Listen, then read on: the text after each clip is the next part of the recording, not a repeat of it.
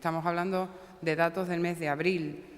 Al final, esto es el fotograma de un año y lo importante son los datos a final del ejercicio. Siempre lo dijimos cuando las cifras no eran pues demasiado positivas en otras ocasiones, y ahora que nos dibujan un superávit presupuestario lo decimos también.